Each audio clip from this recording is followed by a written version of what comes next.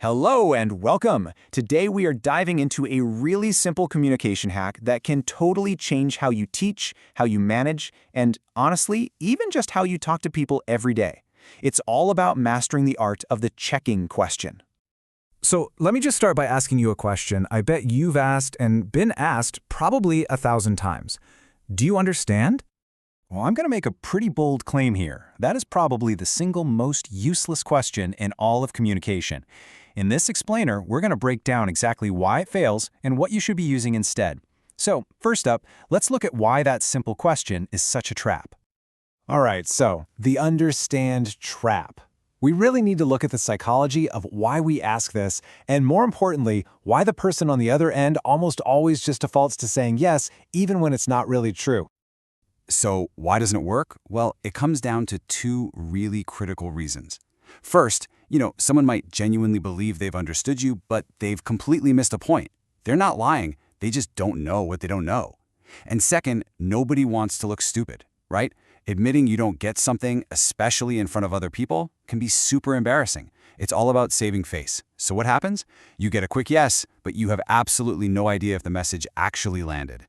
So if that's the trap, what's the way out? Well, the alternative is this really powerful technique that the world's best teachers been using for years.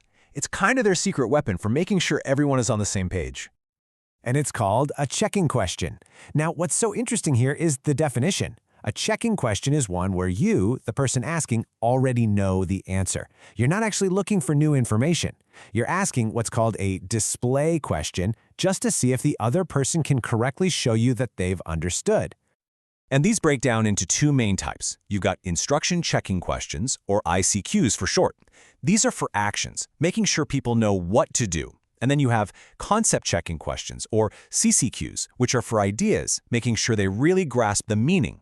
Let's tackle that first type.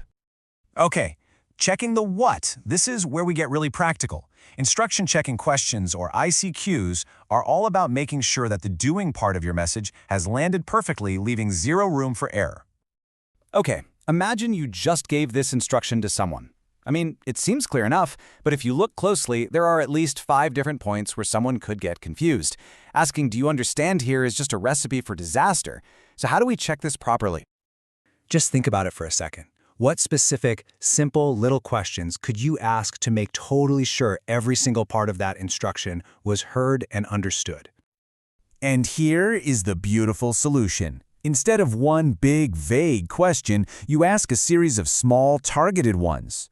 So, are you working alone or in pairs? In pairs. Perfect. How many definitions are there? 8. Great. Each tiny answer confirms another piece of the puzzle is in place.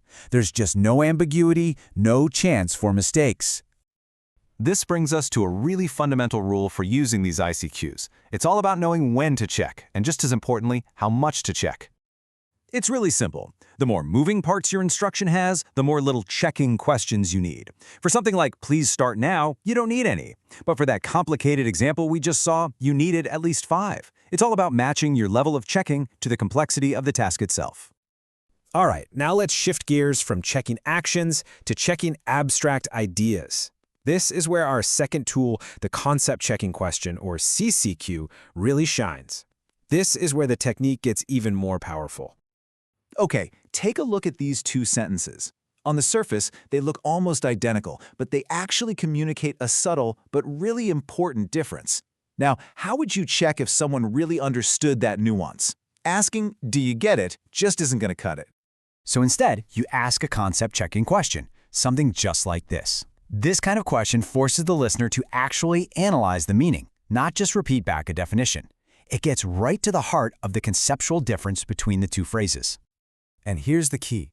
I am going to isn't just about the future. It's about a plan that exists right now, in the present moment. A good CCQ makes that distinction crystal clear in a way that just explaining it over and over again never could. This technique is just fantastic for clarifying those tricky shades of meaning. I mean, look at this table. The difference between could have and couldn't have isn't just a simple positive versus negative. A good CCQ, like asking, so how sure are we, reveals that couldn't have expresses this super high level of certainty, like you're 90 to 100% sure. But could have is basically a 50-50 guess. That's a huge difference in meaning. So, the big question is, how do we get good at this? How do we make using checking questions just an automatic, second-nature part of our communication toolkit? I absolutely love this quote from the source material. This isn't some impossibly hard skill to learn. It's like learning an instrument. It's going to feel a little awkward at first, sure, but with just a little bit of conscious practice, it gets easier and pretty soon becomes second nature. So if you're going to take anything away from this, let it be this. First, just stop asking, "Do you understand?" Banish it from your vocabulary. Second, use those simple ICQs to check actions, the what to do. Third, use targeted CCQs to check ideas, the what it means. And finally, especially when you're just starting out, plan your key questions ahead of time. It really helps. And I'll leave you with this one final thought. Just think about your week ahead. Maybe it's a meeting with your team, explaining homework to your kid, or even just giving directions to a friend.